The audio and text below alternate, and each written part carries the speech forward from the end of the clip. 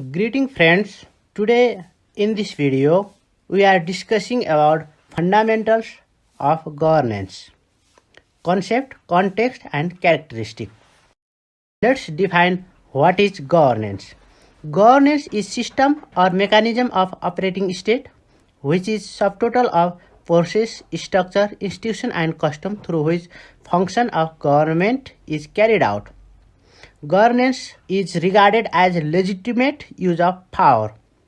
This is rather narrow definition where government only can rule. But in present context, in wider sense, governance refers to all the activities carried by government and other actors which are influencing indirectly in governing process. In later video, we will discuss how multi-level governance is function. Here are some keywords regarding governance. This is not actually the exact full form of governance, but I made this for enrich your writing. G stand for guardian, O stand for ownership of people, V stand for versatile, E for efficiency, R for resource mobilization, N for nurturing, A for accountability, N for norms and value protection, C for coordination and control, E for effectiveness. Let's have brief overview on concept of governance. In primitive stage of human, hunter-gathering society does not have ruler. Humans are similar to beasts. There was no positive law or government.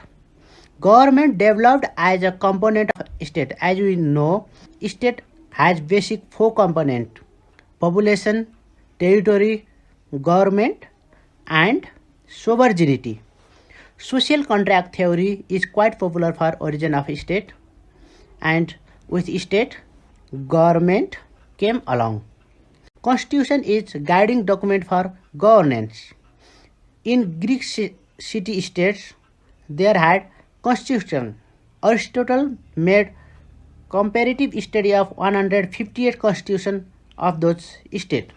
USA is the first modern state introducing constitution in 1789, Magna Carta 1215, Petition of Right 1628, Bill of Right 1689 are important development in UK in regarding constitutionalism, separation of power theory of Montesquieu, rule of law theory by A.B. Dicey are important academic work regarding governance, good governance, inclusive governance, multi-level governance, e-governance, welfare state, participatory government are modern concept of governance.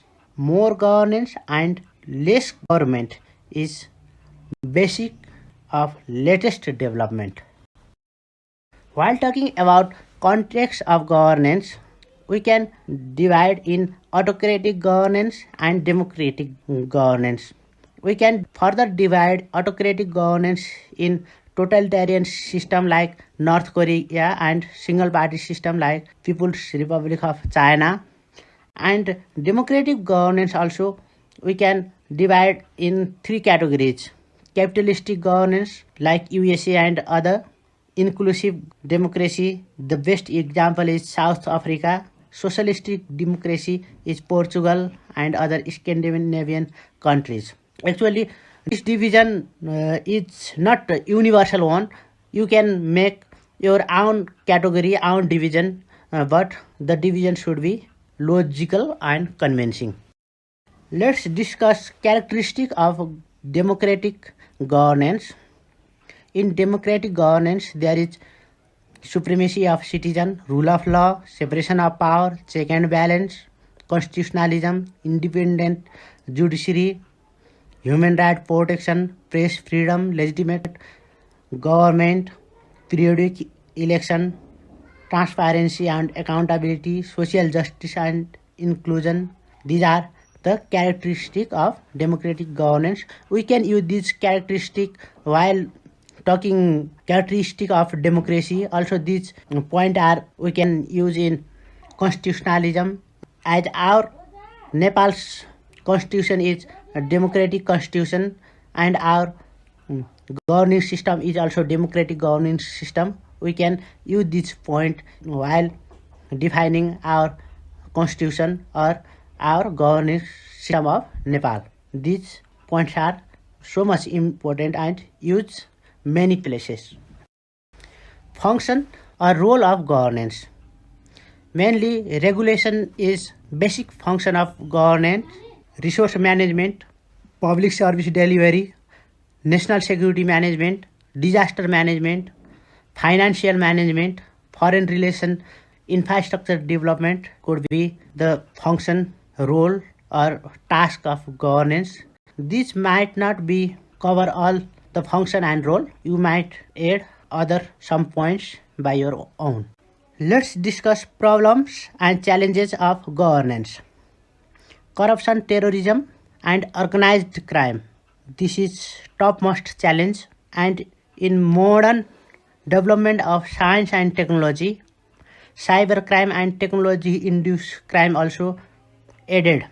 Inequality, exploitation, and discrimination is also another challenges which induce big revolution and armed conflict. Autocracy and tyranny, syndicate and oligopoly, climate change and natural disaster, epidemic, pandemic and transmitted disease, now COVID-19 for example, expensive election and formality only in representation, social justice, social security and inclusion issue, human right violation, protection of national security and independence of country. These are basic challenges and problem of governance. To cope these challenges and problem, here are some suggestions for governance.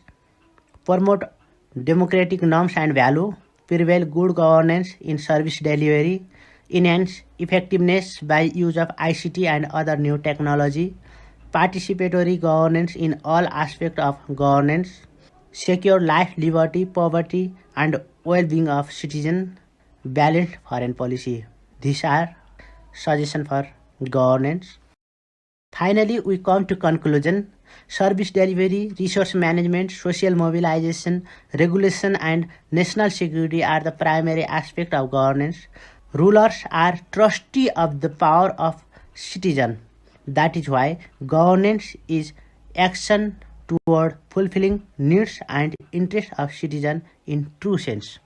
Finally, I want to request you all, please subscribe our channel for more educational video if you haven't done it, and leave suggestion and queries in comment section.